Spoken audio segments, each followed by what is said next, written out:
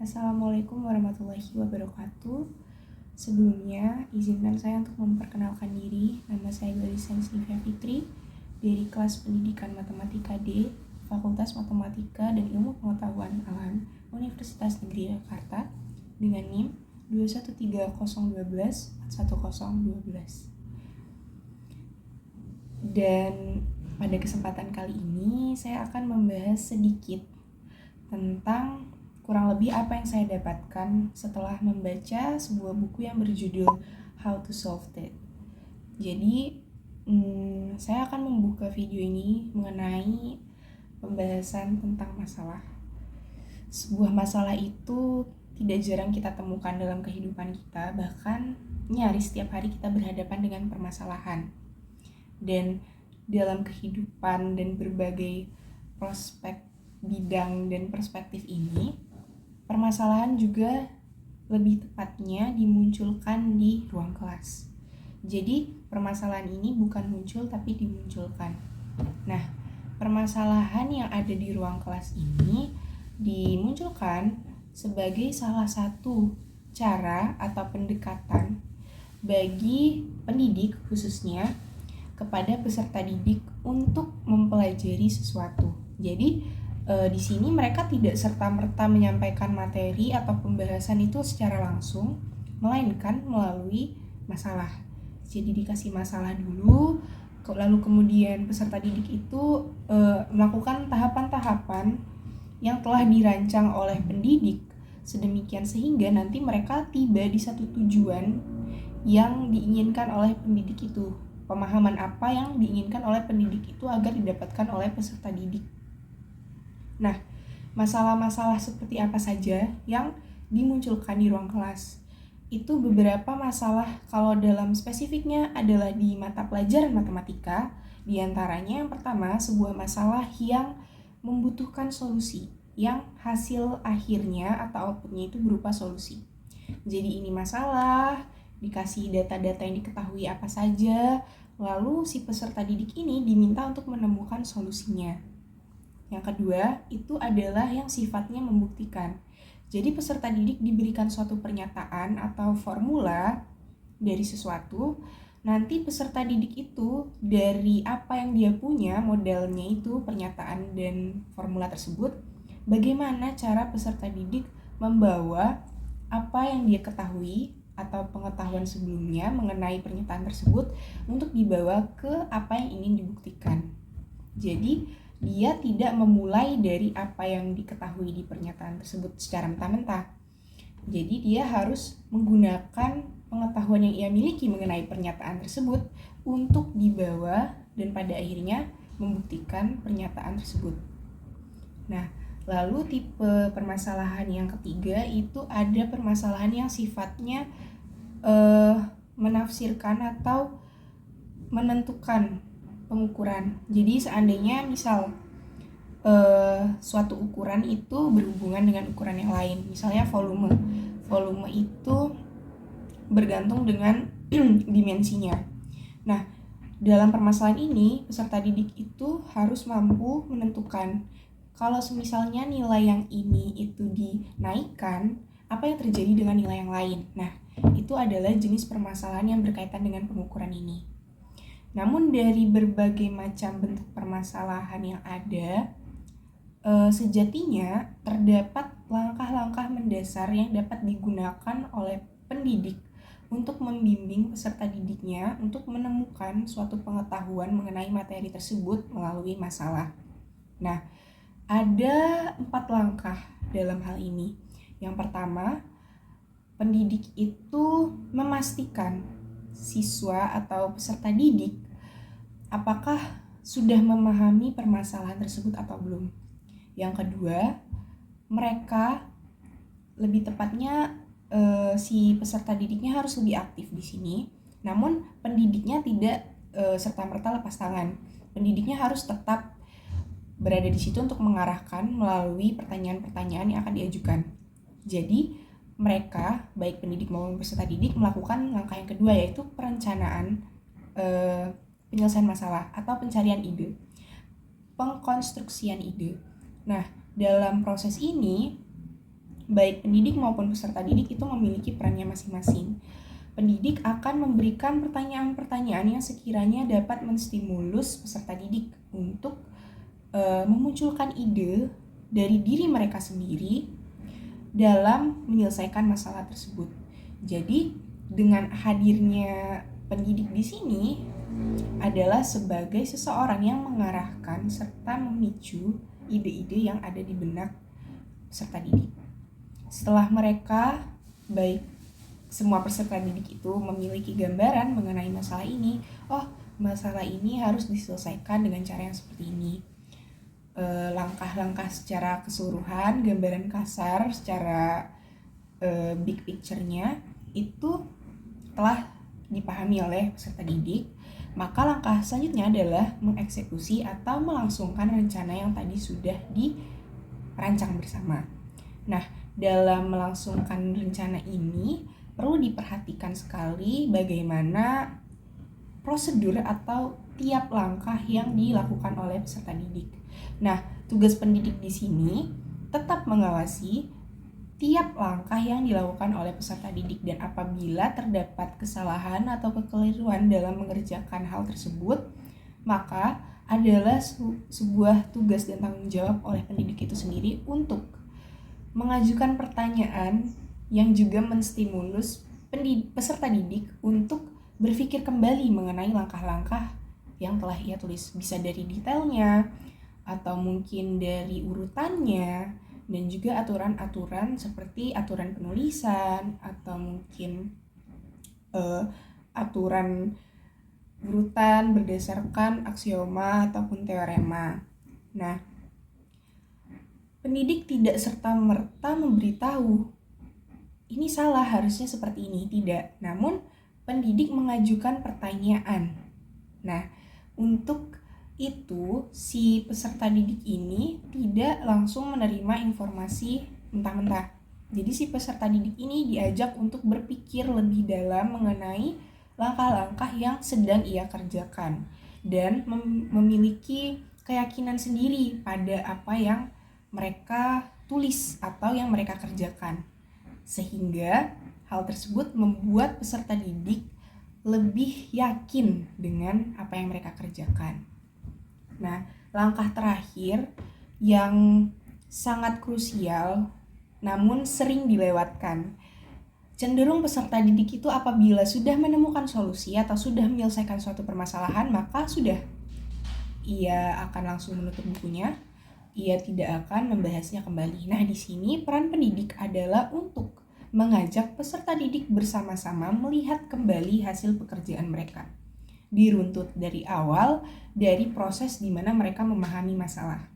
Pembahasan dari awal sampai akhir hingga solusi akhirnya itu dapat memberikan pemahaman bagi peserta didik, dari awal tadi masalahnya seperti ini, yang diketahui informasinya adalah ini, yang digunakan untuk memecahkan masalahnya adalah yang ini, bagaimana cara menyelesaikannya adalah seperti ini, langkah-langkahnya adalah seperti ini, aturan-aturan dan apapun yang harus dilakukan dan diperhatikan dalam penyelesaiannya adalah yang seperti ini, dan didapatkanlah hasilnya seperti ini. Nah, dari proses melihat kembali inilah kita dapat menelaah apakah ada kesalahan dalam pekerjaan atau dalam pemahaman peserta didik tersebut, apakah ada hal yang perlu ditambahkan dan didiskusikan kembali. Dan yang ketiga, kita dapat melakukan penguatan bagi peserta didik dalam memahami secara keseluruhan penyelesaian masalah ini. Jadi tidak hanya, kalau masalahnya seperti ini, kita pakai ini dan kita bisa menyelesaikan masalah yang sedang kita hadapi. Namun, cara berpikir runtut ini dapat melatih peserta didik untuk menyelesaikan masalah di kemudian hari. Nah, jadi untuk itu si pendidik harus memastikan peserta didik tetap melangsungkan langkah terakhir ini, yaitu memeriksa kembali dengan review singkat. Nah, adapun contohnya, ketika misalnya pada hari ini si pendidik ingin menjelaskan mengenai parallelepipedium atau kita sebut saja sebagai PP itu balok yang tentunya memiliki sisi persegi panjang dan persegi. Nah, dalam hal ini pendidik dapat melakukan langkah pertama, yaitu memahamkan siswa mengenai permasalahan. Misalnya, dalam hal ini, di buku ini dijelaskan akan menemukan diagonal bidang dari si PP ini atau parallelepipedium atau balok ini. Nah, untuk menemukan diagonal bidang tersebut, si pendidik harus sudah mengetahui ada dua hal setidaknya yang harus dikuasai atau pengetahuan yang harus dimiliki oleh peserta didik. Yang pertama itu mengenai geometri bidang, yaitu lebih tepatnya Pythagoras. Lalu yang kedua itu geometri ruang, yang dimana karena si PP-nya itu adalah bangun ruang. Jadi peserta didik itu harus memiliki setidaknya pemahaman dasar tersebut.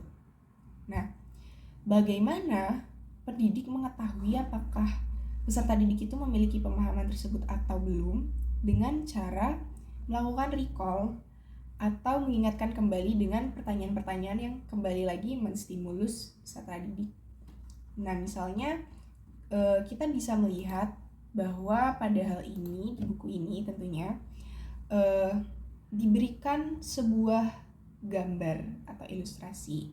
Nah, dalam memberikan gambaran atau ilustrasi akan lebih baik lagi karena memandang ini geometri, akan lebih baik lagi apabila contohnya konkret. Jadi tidak hanya sekedar sebuah gambar di papan tulis. Nah, misalnya si pendidik menggunakan ruang kelas sebagai contoh konkretnya.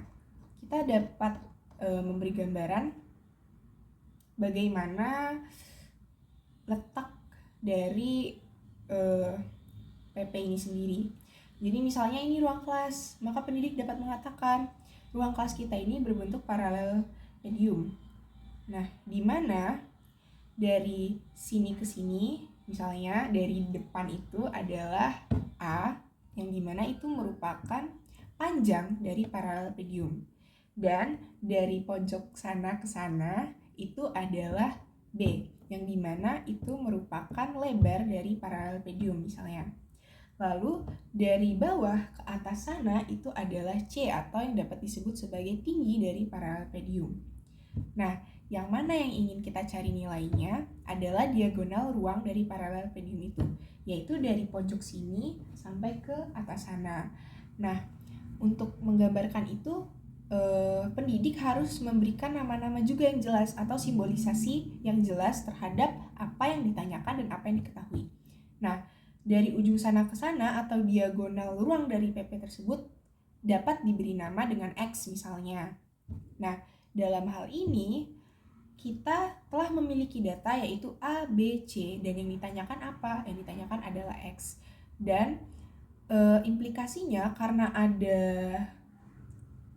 garis dari sini ke sana yang ingin dicari diagonal itu, maka akan ada proyeksinya yang tegak lurus dengan tinggi PP ini, sehingga akan terbentuk garis Y. Garis Y yang merupakan diagonal bidang dari PP itu sendiri, yang bagian alasnya dengan panjang A dan lebar B. Setelah mengetahui informasi-informasi apa yang sekiranya harus dipahami oleh peserta didik ini, pendidik berusaha memahamkan peserta didik mengenai informasi-informasi tersebut. Sambil sekali jalan recall, misalnya ada yang ingat dan familiar kira-kira ini bentuknya apa. Apabila peserta didik itu aktif menjawab, mengatakan itu adalah segitiga siku-siku dan lain sebagainya, maka setidaknya peserta didik tersebut telah memiliki modal. Nah, dengan begitu kita dapat lanjut ke langkah berikutnya. Namun apabila belum, pendidik dapat menerangkan kembali sedikit mengenai materi yang diperlukan atau materi prasyarat untuk membahas materi ini. Nah, akan diterangkan sebagaimana misalnya, oh ini A disebut apa, B apa, C apa, dan Kalau misalnya di segitiga siku-siku itu bagaimana cara mencari tiap sisinya dan lain sebagainya. Dalam hal ini baik nilai A, B, C maupun Y itu akan sangat digunakan dalam mencari solusi yang diinginkan, karena itu adalah tujuan akhir dari yang diinginkan dan diharapkan oleh pendidik. Nah, setelah mengetahui apa yang ditanyakan, data-data yang diketahui apa saja, kira-kira bagaimana gambarannya, permasalahannya, pendidik dapat lanjut ke langkah yang kedua, yaitu dengan memberikan stimulus-stimulus berupa pertanyaan sedemikian sehingga si peserta didik memiliki gambaran bagaimana untuk menyelesaikan permasalahan ini. Nah, beberapa hal yang sangat saya garis bawahi ketika membaca buku ini adalah mereka harus memiliki list-list atau daftar pertanyaan yang mengarah ke penyelesaian tersebut. Misalnya, perhatikan apa yang tidak diketahui dan coba pikirkan permasalahan familiar yang berkaitan dengan masalah ini. Jadi, dalam hal ini, pendidiknya itu memanggil kembali pengetahuan yang telah dimiliki oleh si peserta didik, yang mana tadi kalau belum tahu tentang Pitagoras, maka telah dilakukan review. Nah, di sini pendidik ditantang untuk bagaimana si peserta didik dapat mengaplikasikan apa yang sudah mereka ketahui mengenai Pitagoras ini ke permasalahan baru yang sejatinya sama, hanya dalam bentuk yang sedikit berbeda. Jadi, walaupun permasalahannya analog, belum tentu peserta didik itu bisa langsung menyelesaikan. Mungkin ada peserta didik yang dapat melakukan hal tersebut, namun kebanyakan perlu distimulus. Nah, ketika berhasil, pendidik dapat mengajukan pertanyaan lain. Misalnya, berikut adalah permasalahan yang berhubungan dengan masalah kita saat ini. Misalnya menyajikan permasalahan mengenai mencari sisi miring di segitiga siku-siku menggunakan Pitagoras. Nah, dapatkah kalian menggunakan contoh ini diterapkan ke permasalahan yang sekarang? Nah, ini adalah bentuk variasi masalah yang sejatinya konsepnya sama, hanya saja dalam bentuk yang berbeda. Dan ini menjadi tantangan tersendiri bagi pendidik, karena peserta didik itu cenderung, masalah ini penyelesaiannya seperti ini, masalah ini beda lagi penyelesaiannya. Padahal sejatinya mereka itu sama, hanya dikemas dalam bentuk yang berbeda. Untuk menghindari kebingungan peserta didik dalam menyelesaikan masalah di masa depan yang sejatinya mirip dengan masalah yang pernah ia kerjakan, maka langkah-langkah ini harus dilakukan secara runtut dan tepat. Ketika sudah mengajukan pertanyaan-pertanyaan tersebut, maka pendidik dapat lanjut ke langkah selanjutnya dengan syarat memastikan bahwa peserta didik telah memiliki outline atau gambaran besar mengenai langkah-langkah penyelesaian masalah atau ide besar dari penyelesaian masalah tersebut. Dan yang perlu peserta didik pastikan adalah ide tersebut muncul sendiri dari peserta didik tersebut. Jadi bukan dari luar, misalnya dari temannya, atau mungkin dia melihat buku paketnya, tapi tidak. Ini tantangan pendidik untuk memastikan bahwa peserta didik tersebut betul-betul mendapatkan ide tersebut dari pengetahuan sebelumnya, yang kemudian ia merasa, aku bisa menggunakan apa yang aku ketahui ini untuk menyelesaikan masalah yang sekarang. Nah, setelah itu dapat langsung mengeksekusi permasalahan.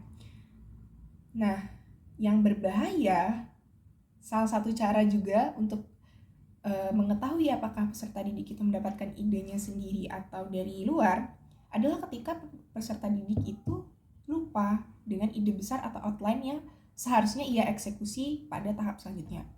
Nah, untuk itu pendidik harus mengarahkan kembali bagaimana agar peserta didik tersebut memiliki gambaran kembali mengenai penyelesaian masalah ini sebelum akhirnya mengeksekusi. Dan dalam eksekusinya harus benar-benar diperhatikan detail-detail kecil sekecil apapun dalam penyelesaian masalah agar peserta didik memiliki gambaran yang penuh dan lengkap mengenai penyelesaian dan langkah-langkahnya. Misal, tadi telah diterangkan bahwa ada data A, B, C, dan Y. Nah, A itu adalah panjang, B lebar, C tinggi, yaitu adalah proyeksinya dari tinggi dan diagonal yang ditanyakan atau X tadi. Nah, karena mereka sudah memiliki gambaran, berarti tinggal bagaimana langkah-langkah tersebut dituliskan secara detail. Misalnya, dalam Pitagoras diketahui, maka kita dapat dengan mudah mengetahui bahwa diagonal ruang itu sejatinya merupakan sisi miring dari segitiga X, Y, C. Sehingga kita dapat menuliskan sisi miring atau X itu, atau X itu sendiri merupakan diagonal ruang yang ingin kita cari, sehingga X kuadrat sama dengan Y kuadrat ditambah C kuadrat. Ketika sudah mendapatkan itu, muncul pertanyaan baru.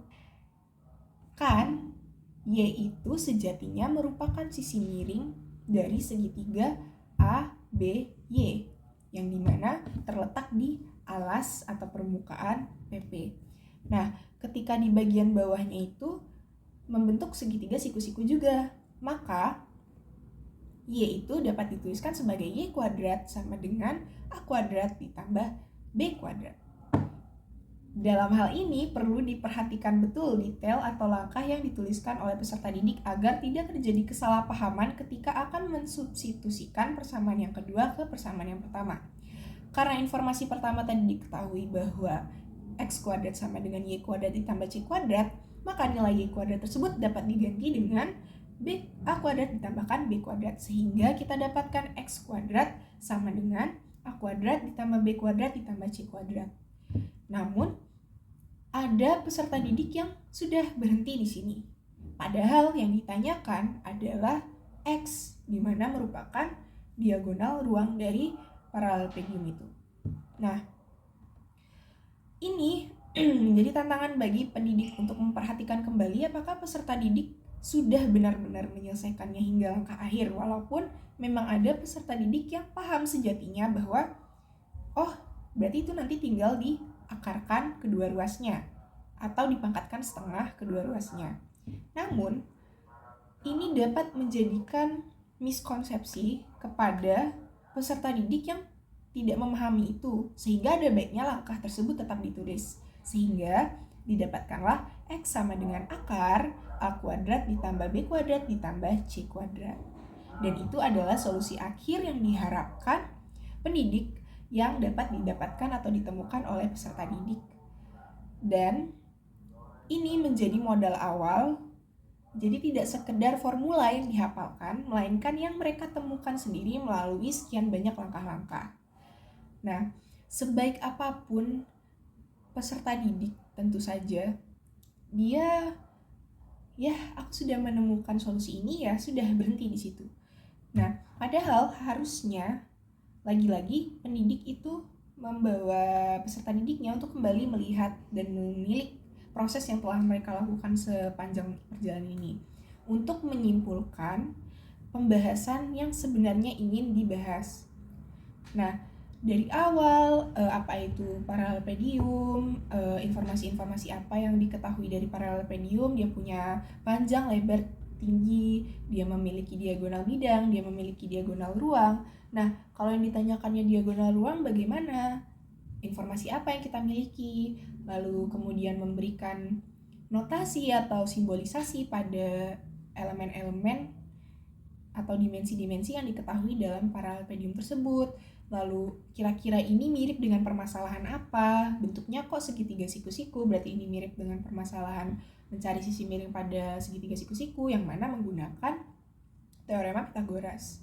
Nah, ketika itu langsung saja mengeksekusi dengan langkah-langkah yang diperhatikan betul secara runtut, dituliskan semua prosesnya dari awal sampai akhir sedemikian sehingga tidak ada miskonsepsi atau error, sehingga sampailah mereka pada suatu formula yang telah ditemukan dan menjadi solusi.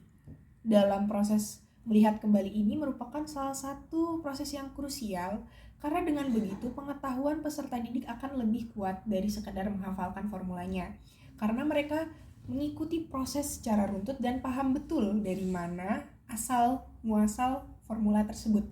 Dari awal mereka mengenal bangunan tersebut hingga mereka dapat menentukan formula atau rumus dari diagonal ruang bangun tersebut.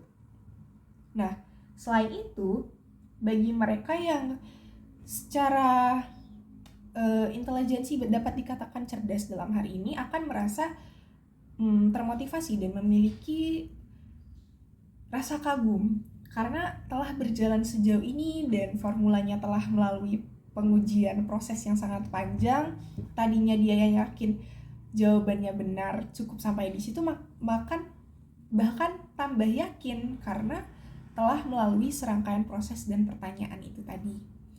Nah, di akhir apabila pendidik ingin melanjutkan dan membawa konsep tersebut agar peserta didiknya lebih paham mengenai tidak sekedar oh ini formulanya, tapi dapat diarahkan ke pertanyaan misalnya, seandainya jika nilai C-nya 0, apa yang terjadi pada diagonal ruang tersebut? Apakah nilainya menjadi lebih besar atau nilainya menjadi lebih kecil? Atau ketika nilai C-nya dinaikkan atau misalnya diturunkan, apa pengaruhnya dengan diagonal ruang dari PP tersebut? Atau misalnya ketika semua dimensi dikalikan dengan angka yang sama, apa yang terjadi? Nah, dan lain seterusnya. Dan untuk tahap itu masih dilakukan dengan stimulus-stimulus melalui pertanyaan-pertanyaan.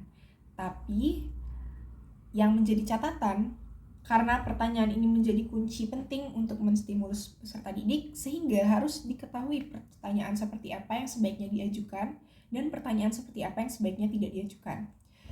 Jadi kita bisa katakan good question versus bad question. Nah, pertanyaan itu haruslah sifatnya natural, mudah dipahami, dan tidak berbelit-belit sedemikian sehingga peserta didik itu dapat memiliki gambaran kira-kira ingin kemana pertanyaan ini tuh arahnya mau kemana dan jawaban seperti apa yang diharapkan dalam pertanyaan itu.